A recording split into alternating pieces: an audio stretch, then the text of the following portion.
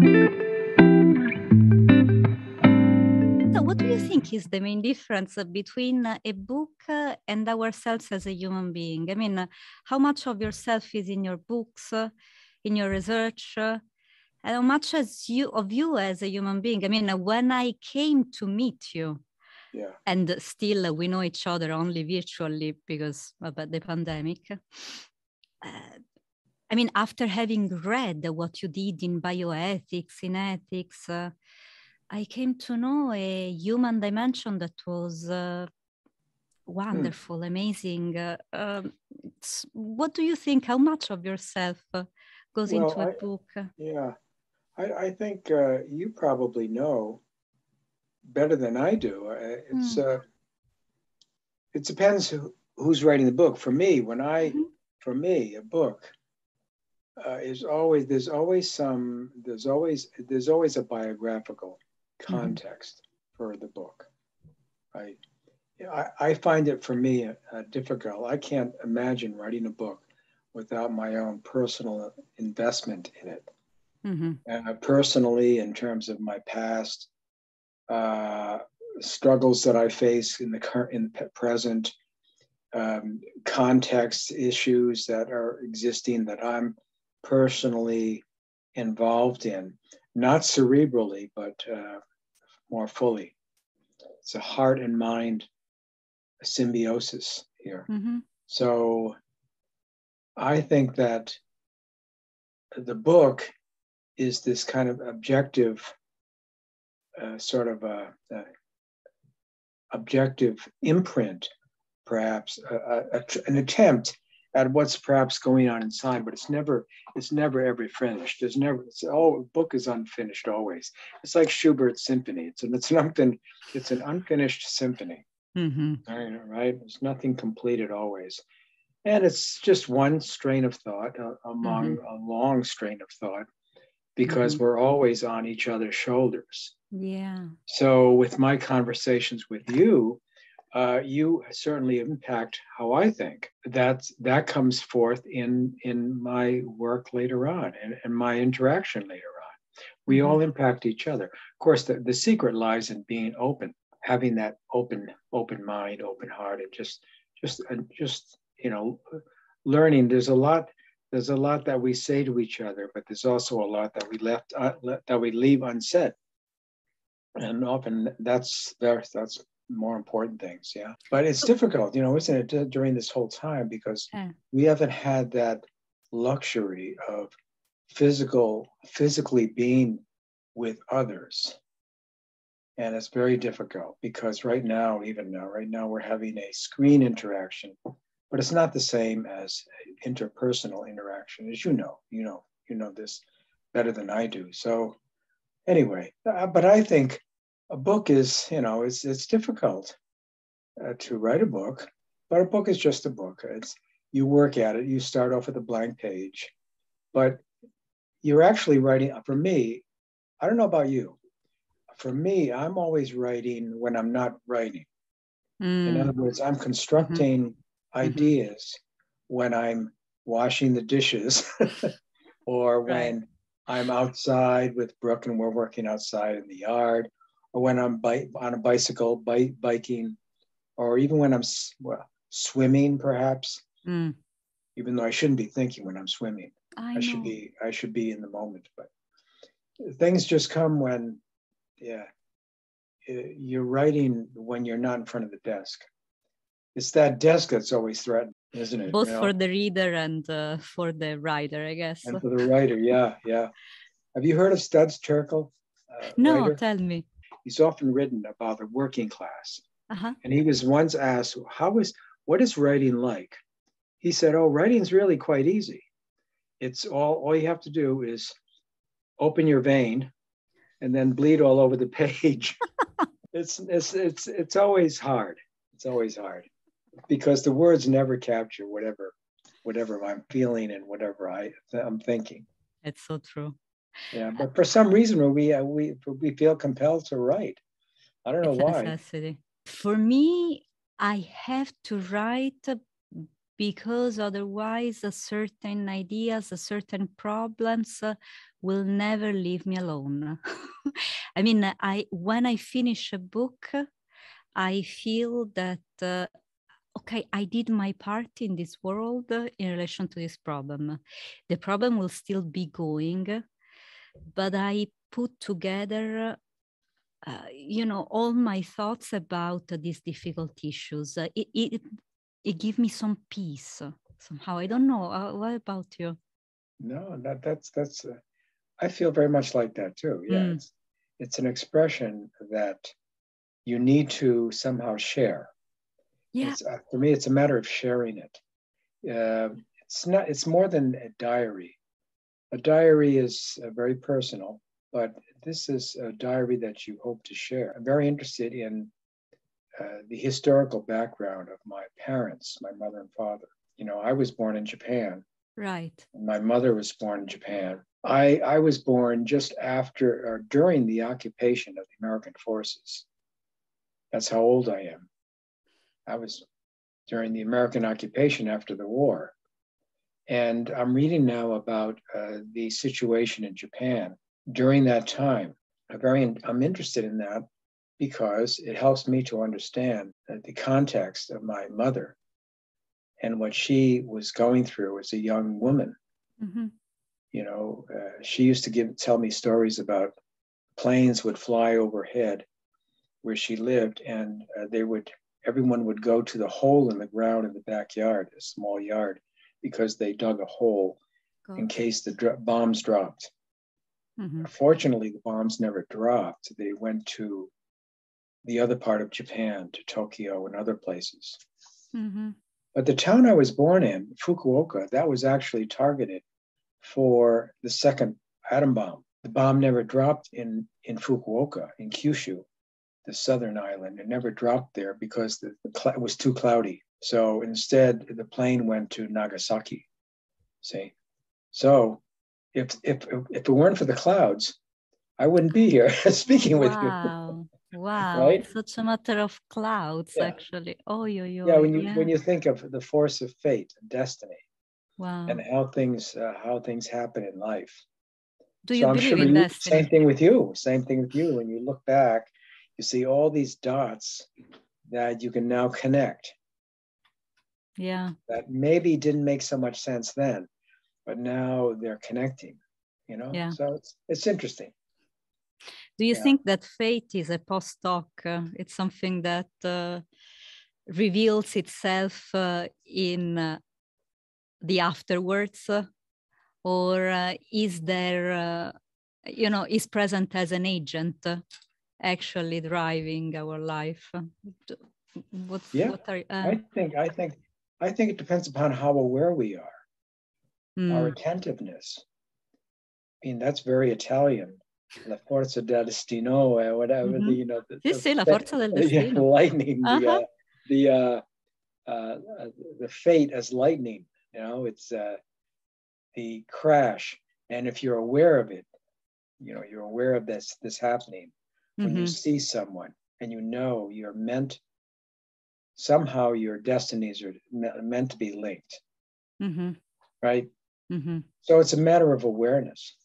But I think most of us don't have that. I don't know. I think a lot of us go through life sleepwalking, and we're less aware, especially with our devices now and our technologies. We're even less aware of what's happening around us. So our world is more or less on the screen, and it's not outside the screen. Just like, and it's no different from philosophy. When philosophy becomes very compartmentalized and over analytical and systematic, right, and it's compressed in a silo. Philosophy in this silo, where philosophers are arguing with each other over some abstract idea that most people cannot relate to, unless you're actually in that field. But it has no real bearing beyond that field. You can live in your head, but the challenge in philosophy, and the challenge especially in philosophy, because that's an occupational hazard in philosophy, is to end up with your living in your head. And the challenge is to see and wake up to the world beyond your head. Mm-hmm. Wake up to the world. It's an amazing world outside there. It's a beautiful world. It's a cruel world, but it's also a beautiful world. Full of surprises, fortunately. Yeah, surprises. As the Irish say, there's a terrible beauty in the world. Yeah, a terrible horror. Yeah. Look, how much of all this intention is in your wonderful last book, Revolutionary Bioethics. I mean, how much did you manage to express about this importance of going beyond the screen, but also about your heritage? Because, you know, the secondary resources that you bring in your book are particularly careful to create this bridge between East and West. Yes. How much of this went into your last effort? It's inescapable that much goes into it. Mm-hmm. But the challenge in writing an academic book is that there's always that other part of you realize that how it's going to be peer reviewed. And maybe there's a lot more critical. There are more critical eyes looking at the book, which is good. Very good in many ways. It's very good, but because it keeps me grounded in what my intention was. But I can't personalize the book as much as I would want to. Mm-hmm. This is why I'm not sure I want to ever. I'm not sure I'm going to publish again academically. Ah, okay. I'm not sure I will, because it's a long process. A long process. You first have to get the proposal, as you know, accepted. Mm-hmm. And God only knows who are these individuals who are particularly evaluating the worth of your proposal. You wonder. And then once you get it done, and then you send it to others for their reviews, it takes a long process. And today, it seems that you can write be more personal and be more free and write more freely and still be able to get your book published. Of course, it's difficult. The idea, for instance, if I go the path of self-publishing, that's usually a scar, a blemish academically, because we academics, we have this kind of thing about, well, that's not really academic. Mm-hmm. Mm-hmm. That's really academic. And really, what is academic? I mean, it's so this whole game of academia, that's precisely what philosophers need to challenge. Mm-hmm. I mean, that's what philosophy is all about. It's, challenging the status quo. That was one of your questions. It's all about challenging the status quo, challenging the system, challenging the establishment. This is why I'm fond of philosophers who do that, who challenge the system, and they're willing to go outside their comfort zone. Now, Susie, writing this last book was clearly going outside my comfort zone. Why? Because I'm not at all well-versed in cognitive science. That wasn't my background. And I'm not at all well-versed in robotics. Mm-hmm. So I had to do a lot of homework, a lot of reading, a lot of background. There was a lot of reading, and that led me to the idea and led me to write what I've written. But then once it's published, and I think it'll be published in 2022, it'll be published probably February, maybe. We'll see. Once it's published, then you have the marketing. It's not going to reach the kinds of people that I would want it to reach. And that's another angle, the marketing. Right. Whether your press is going to market your book. That's always frustrating for us.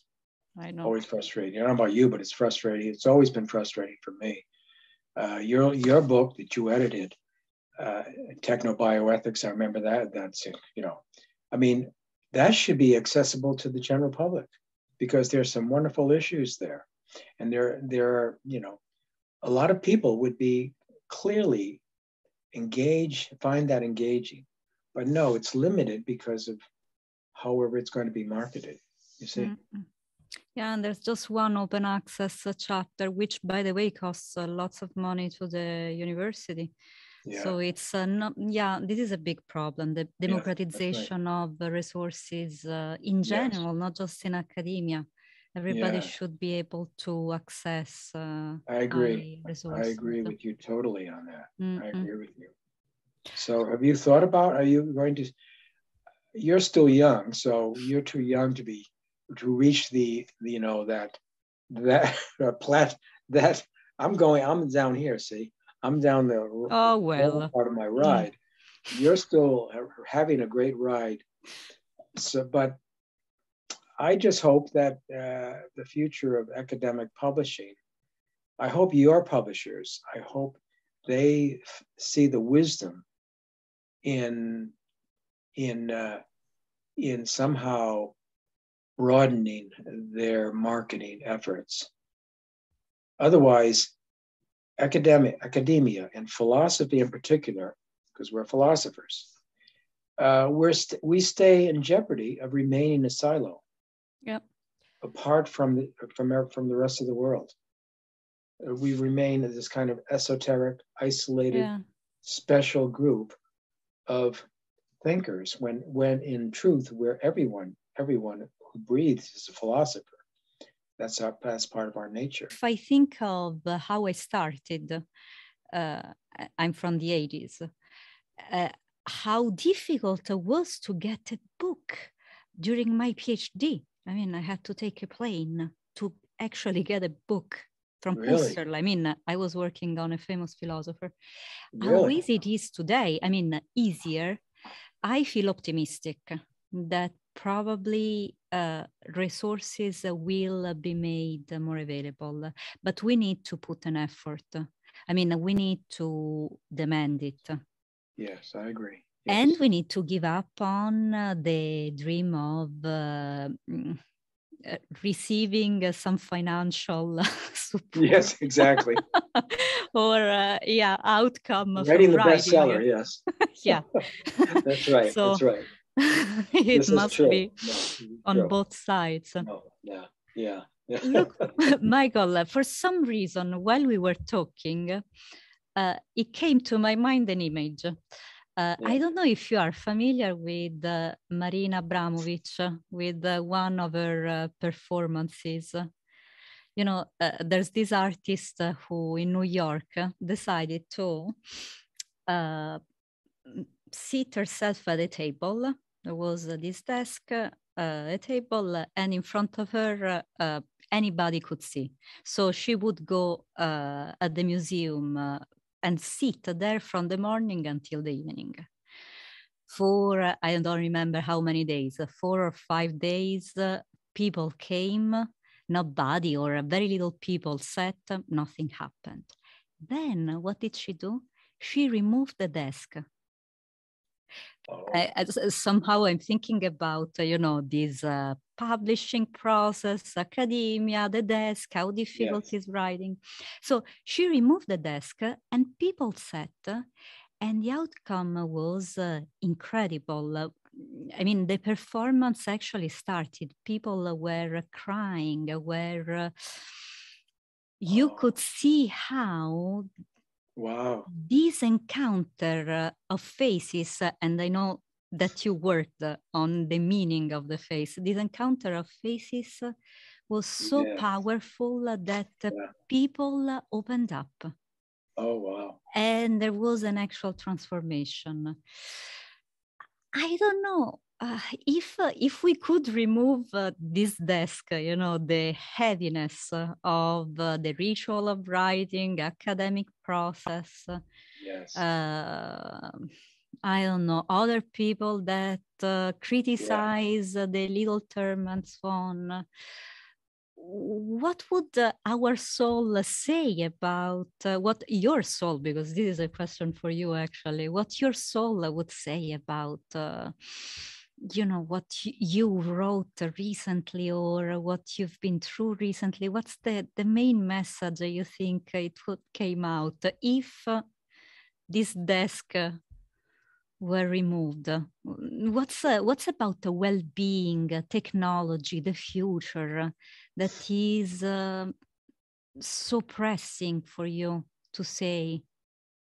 What do you think? That's a great question. Great question. And it's a really great image. And I like that it's example. A powerful image. That's a great example. That is a great example. So in her case, the removal of her desk made all the difference Completely. in how people saw her and how they felt free to engage with her. Mm-hmm. Right? Mm-hmm. So we all have these desks, especially intellectuals, especially academics. Mm-hmm. We have these desks. And it's a matter of removing that. That's wonderful. Buddhism is, I've always been drawn to Buddhism. And that's what I used to first study. In fact, my dissertation was on comparative philosophy.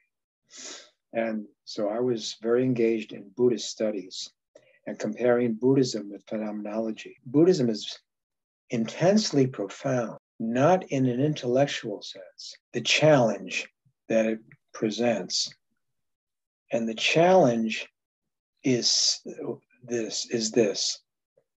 Forget about all the Buddhist theories and all the schools of thought and all of that. They all center around one idea.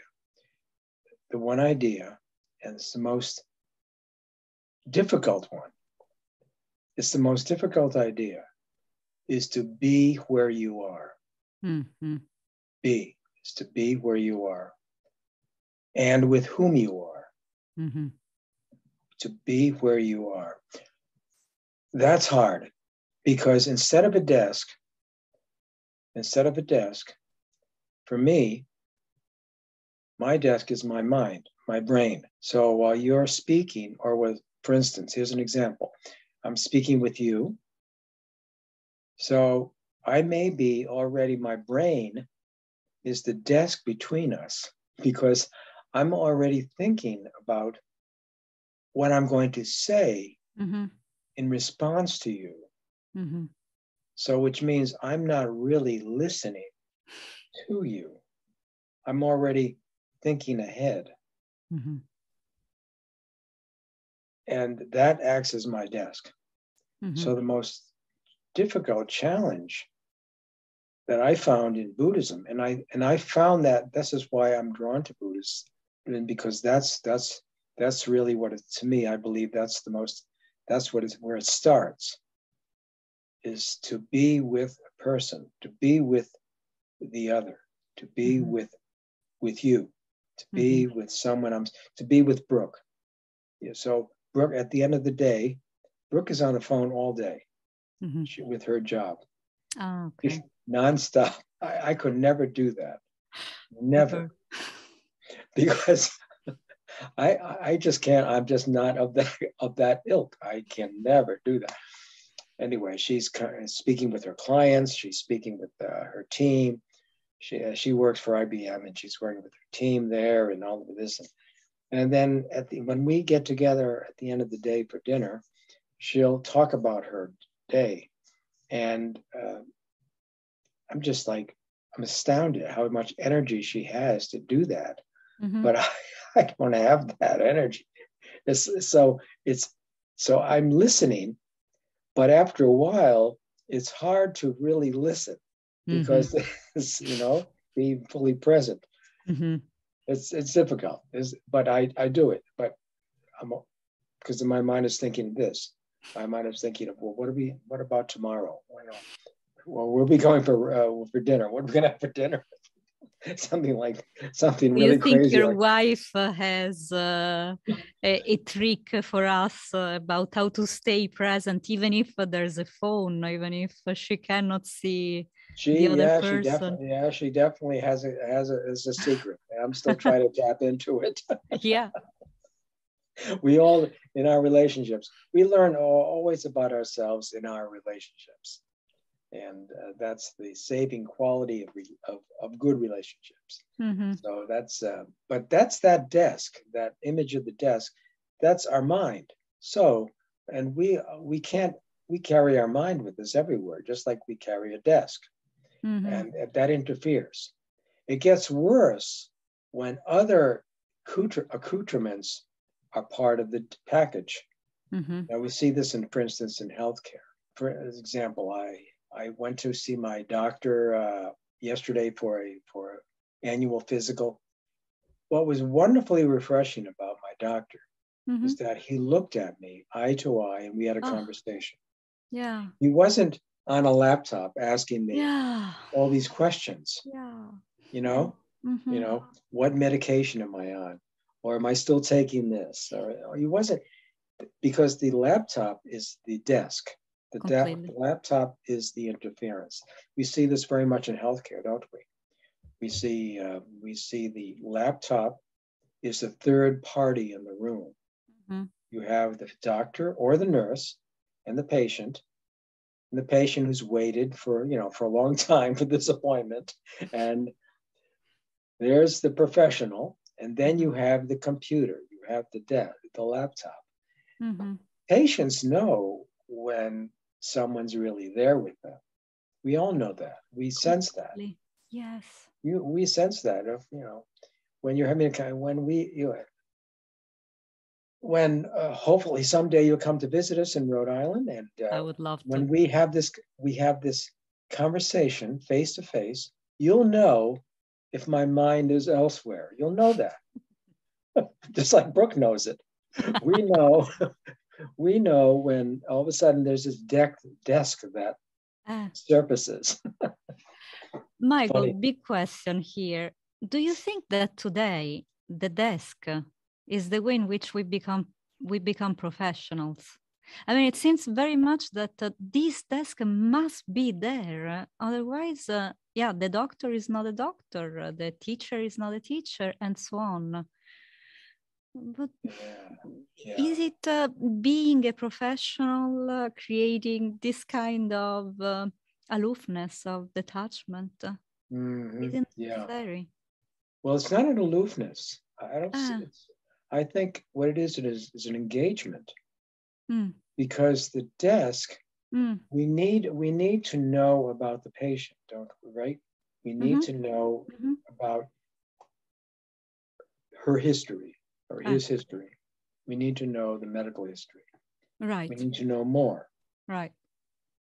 But the trick lies in not allowing the desk or the mind to interfere with the interaction with the patient, with me. Because as much as our conversation may flow a certain way, how I react, how I listen, and how he speaks, all of that is a language too. Do you play a musical instrument? Oh, yeah. You piano. Do? Piano? Okay. Right. I do too. Oh, nice. Right. Yeah. Maybe so we play you have to play on our piano. Yeah. We have a piano here. It's a digital piano. Anyway, I took piano lessons, and I don't know how long you took piano lessons, but I took piano lessons. I was forced to take piano lessons. I hated it. I was first grade. My mother said, "You have to take piano lessons." I said, "Why?" So I said, "Okay," because first grader, 6 years old, you're very docile. Then you say, "Okay, I will do it." Second grade comes, I'm still taking piano lessons. Third grade, fourth grade, fifth grade, still taking piano lessons. Fifth grade, you start thinking, I want to go out to the side and play with my friends. My teacher is saying, "Michael, you play well, but you're just playing the notes." So I looked at her, of course, wondering, well, all I see is the notes. Why am I supposed to play the notes? She said, "No, if you want to really play, you have to play the space between the notes also." Mm-hmm. So I had no idea what she was talking about. Only, only later, years later, did I realize Mm-hmm. it's the space between the notes that creates the notes. Mm-hmm. You see? Mm-hmm. So, Yeah. so when we only, so it's the Buddhist idea. When we look at life, when we interact with our music, with another person, it's that space that the interaction relies on also. It's not just the words that we do, but how we are with each other. Mm-hmm. So this is the idea of that brain being the desk and the mind being the desk, the idea of being present, Mm-hmm. which is really difficult. It's the most difficult thing in the world because we think. Mm-hmm. And there's nothing wrong with thinking, but we think. Let me share you a story with my Please do. grandfather. Yeah. My grandfather. When I was excited about philosophy, when I was a young boy, I read a book by Will Durant, a philosopher, called The Story of Philosophy. So here I am, I was about in fifth grade or so. I'm reading this paperback book called The Story of Philosophy. And I thought, these guys like Socrates and Plato, they're really, really cool. I mean, interesting persons. I was reading this book and I told my grandfather, and he was outside his yard he had a pipe, and he's from Ireland. And I said, hey, Grandpa, I'm reading this book. Because he was always interested in what I was reading. And he asked me, what are you reading? I said, I'm reading a book called The Story of Philosophy. I said, it's really interesting. I think I want to be a philosopher. And he looked at me and he said, and he's piping, smoking his pipe. He said, Michael, said, there's an old Irish saying, you can never plow a field by turning it over in your mind. I know. And I said, and again, just like my piano teacher, I had no idea what he was talking about. I had no clue. What is he talking about? So, but after years, I realized, and I would go back to him and I would say, but Grandpa, don't you have to really think about how you're going to plow the field before you plow the field? And he just looked at me, so he knew that I still didn't get it. But after all these years, yes, I realized that it's the same idea of not letting your mind is not the world. You still have to plow the field. You see, you have to be there to plow the field. Of course, like the doctor, you have to know how to plow the field, right? Like we're teaching our students, you're teaching your class, you have to know the subject matter. But there's more to teaching than just sharing that. It's how you express those ideas as well in your classroom. I'd like to be in your classroom someday. Yeah, let's do it soon. Okay, next semester. Right. Yes. Okay, good. I'll sit in the back. I'll be very quiet. I would love to. Yeah, I completely agree with you. And you gave me a new perspective because sometimes I get frustrated with the desk. Yeah. And I have the instinct of throwing it away, right? But you're right. I mean, there is the desk. We need the desk. But the pauses, the in-between, the how is very important. We need to be present in these moments. Yeah. So yeah, the doctor, the way in which we receive care, for example. I mean, yeah, there is a computer. You need to keep an eye on the computer. That's right. But the in-between is the magic, is where you establish the connection and you realize, okay, my doctor cares about me. Or my patient cares about me. I mean, I was in a visit recently as well. And I truly asked my doctor, how are you? I mean, she was looking a little pale and tired and so on. And I got actually worried about her. And I asked her, how are you doing? And she realized, she understood that it wasn't just saying that I asked her for a reason, and she got startled. That's funny. That's great. That's a great story. Now, Right. if you went in to see her wearing a white coat with the stethoscope, and you asked, "How are you feeling?" It'd be different, right? Will be completely different. Yes, it's it's always a setup about the meaning so that we can gain from a certain experience. Yeah, But the that's intentions, great. the presence is. Yeah. How did she respond to that? She was really startled, and then she got offended a little, I guess. You crossed the line. You crossed the line. I think that it was a she, so she told me, don't I look good enough? I mean, what's the problem? I said, no, I'm sorry, it's just that you look a little pale and with heavy breathing. Really? So yeah, I thought that you were not having a good day, and yeah, just Oh, that. wow. And then Wow. she got really soft and warm toward me. She Yes. realized that there was an actual process of thinking about her in that moment. Yeah. Yeah.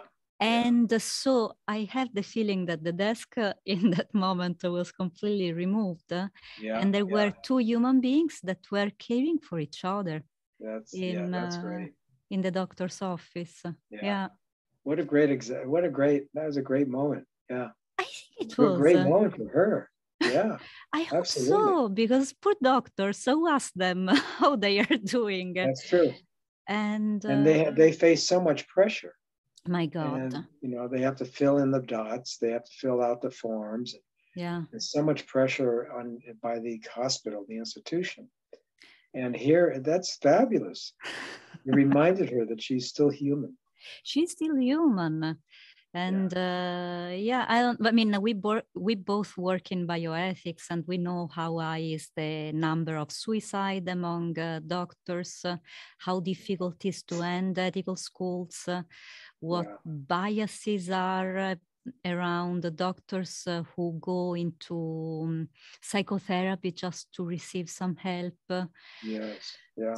Yeah. So yeah, creating mutual care is yeah, it might be magic every once in a while, right? That is fabulous. That's great. Yeah, That's wonderful. I think Yeah. it That's helps. great.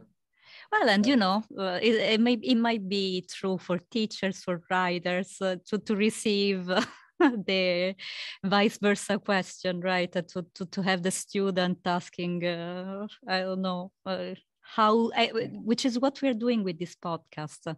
I mean, how much of this idea has changed your life? How much of to what Yes. extent reading about this philosopher brought you in a path instead of another?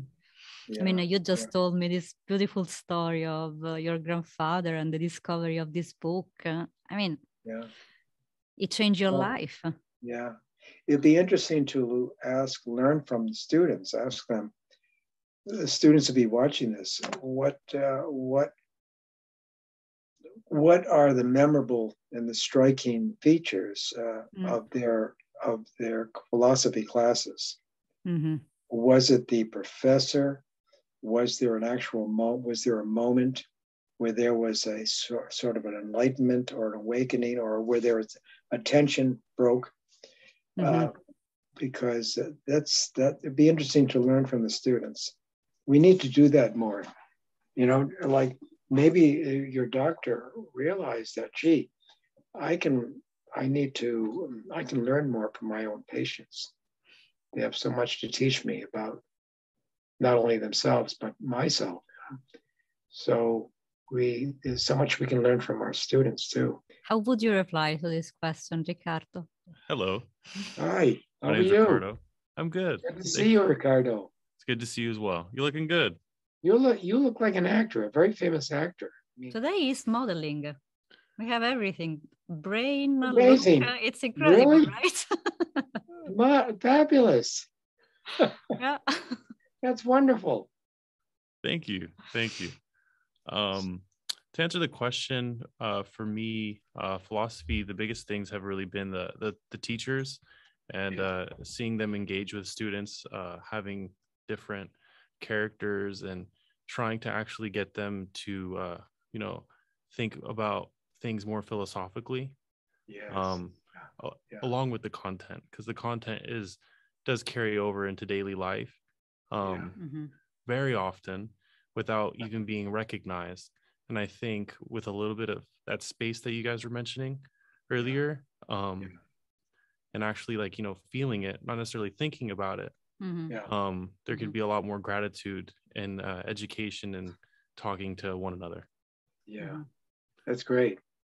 That's nice. Thank you. That was well said. You said when you mentioned feeling as well as thinking about it, that was interesting that you mentioned that you stressed that, because feeling, do you feel more alive when you feel the idea that the professor's sharing, feel it more, or thinking about it? Do you see philosophy more as it emotive or cognitive, or both? I see it as both, but for me, it's the sensation is what gives it the vigor that kind of drives the thinking aspect of it. Because then the thinking, in retrospect, I can actually do something a little bit more appropriate, or I can help those around me actually, because I'm engaging with philosophy, they also engage with philosophy, so I feel like it extends outward. I see. And then we become more rigorous into actually developing the thinking. Wow. Do you have conversations with others in the class after the class? Yes, I do. Yeah, that's great. Unfortunately, with the whole online stuff like that, it's been a little bit difficult to engage with students, because I pride myself to be there in the moment and on time, good attitude, and I'm pretty sure things will just follow along. But with the Zoom thing, it's okay, goodbye, have a nice day. Yeah. Oh, so you don't have the in-person classes yet? I have one with one of my professor for epistemology. Okay, all right, okay. And that's a necessary subject. You can't be Zooming with epistemology. That's great. That's fabulous. So are you a philosophy major? Yes, I am. Oh, so you must have heard that philosophers make the most money. It's the highest paid, profession, right? I've heard that, yes, but that's not why I got into it. And I'm just kidding. I once said that to a class, because I could tell they were drifting off. I said, hey, by the way, according to Money Magazine, did you know the top paid profession of philosophers? They all of a sudden all woke up. It's a great experience. But many philosophers are needed in so many areas that you might not expect. Because as you were saying, we need to think about how to do things. And so, philosophers are more or less needed in any area of work. And it's a pity for me to see so many students giving up on majoring or minoring in philosophy, because they say, okay, I have to make money, and so I cannot study philosophy.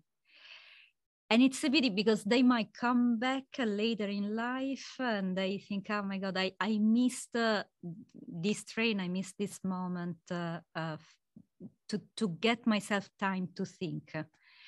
And I keep saying, a minor in philosophy is always helpful, because you can't imagine how many areas of work is required. Let me ask you both, do you think that when we teach philosophy, do you think it ought to be taught? Do you think it's taught too early? Because we normally teach philosophy in America. We teach it first year in college. This is when we start. The students have just left high school and they're all excited about college life. So freshmen are often may well be the least interested in questioning the things that we've always taken for granted, right? And that's what philosophy is. It's a questioning everything that we've taken for granted. It's a challenging of the status quo.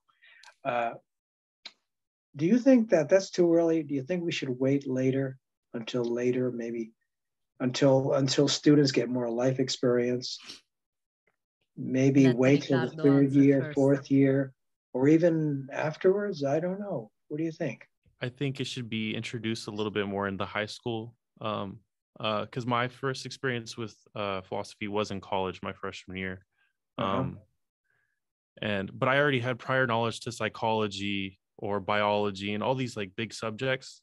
But they were very much more analytical on how things are done. But I never took the time to actually figure out why until I got into philosophy. And I think that why aspect of it can't be really too early to learn about. I just think it's the material that needs to be a little bit more engaging with the competition of like YouTube, television. That's hard. That's what we That's great. I see what you're saying, Ricardo, and I agree with you. I think it makes sense. If we could only get that sense of questioning earlier, because after all, as children, we're all philosophers, especially. We're always questioning. But then something happens. Something snaps along the way where we're kind of told to remember things. We have to remember. And data becomes all important. And then we learn the importance of facts. Philosophy tells us that facts and truth are not the same. So truth is what we seek. And so asking why, I think that's a great point. If we can instill so Susie, your philosophy for kids who are younger, that's great. That is a great project. Oh Wonderful. Yeah. And in Italy. The best students that I've had in the States have been students from Europe because they've had philosophy in high school. Exactly. In fact, we had our philosophy club in Pittsburgh. We had when I taught in Pittsburgh, we used to have a philosophy club, but it withered, withered off the vine until we had a group of Croatian students from Bosnia. And this was during the whole conflict. And Bosnia-Herzegovina, the whole conflict in Croatia. And they were the smartest students. They got that philosophy club up and going. They called it the Not Yet Dead Philosophers Club. Okay. Not Yet Dead Philosophers Club. Not yet. Strange time. It's based on that movie, The Dead Poets Society. Right, The Dead Poets. Right? Yeah. Well, that's beautiful. I think that I agree with Ricardo. It's never too early. I would be extremely happy to teach philosophy to children, actually. I wrote philosophical fables for children. I think that children have the most open mind that we can hope for.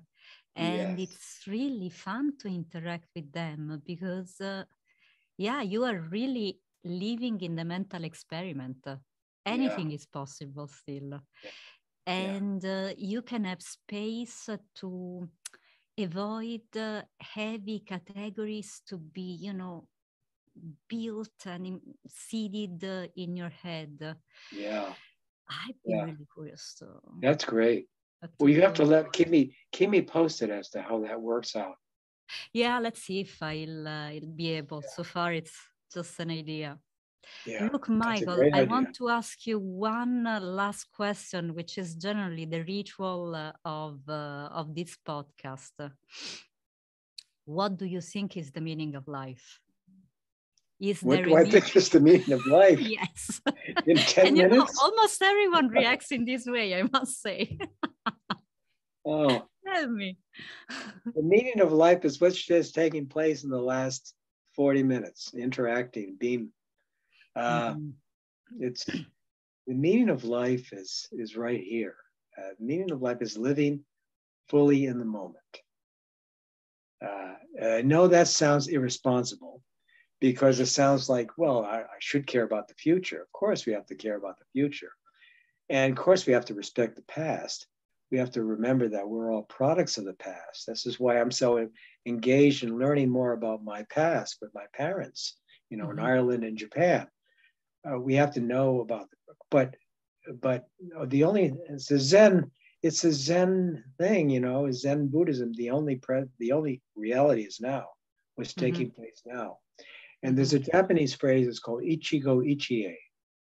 Ichigo Ichie, and it's a phrase that relates to the tea ceremony. And the idea in the tea ceremony is that full attentiveness, full awareness, and the idea that it will never, ever be repeated. It will never come again. Yeah. This moment will never come again between the three of us, Ricardo, myself, and Susie. Never. It will never come back. And if we can embrace each moment like that, especially when we're with the other, to me, that's, the meaning of life, of course, we're going to die. But death is not the opposite of life. Death is the opposite of birth. See, birth leads to death, but it's all part of the dance of life. We're alive every moment. This is it. And so the question is never, is there life after we die? The question is there life before we die? Are we alive now? Yeah. Or are we the Walking Dead? It's interesting how our films, depict our interests in them, right? That idea. But that is. I know that sounds simplistic. It sounds probably sophomoric and juvenile, but I don't know. I just believe that the meaning of life is living. That doesn't mean living irresponsibly, but giving your fullest. So what Albert Camus said, our best investment in the future is to give all to the present. It's funny how his book, The Plague, has become really a bestseller ever since the pandemic. Everyone's reading philosophy. Huh? Can you imagine? So, it takes a crisis to have us, start reading things. But then once we start starting back to, once we start, my fear that we may not have learned our lessons from this whole pandemic is that we may just want to get back to business as usual and just live, just continue on with our consumer world. And that's the thing about what's great about crises like the pandemic is that they're always litmus tests. They're wake-up calls. They kind of challenge us as to who we are, what are we made of, and what really matters in our lives. Anyway, thanks so much, Susie and Ricardo, for inviting me to this. It's an honor. It's our pleasure. Yeah, it's been a pleasure. Thank you. Well, thank you. Thank you very much.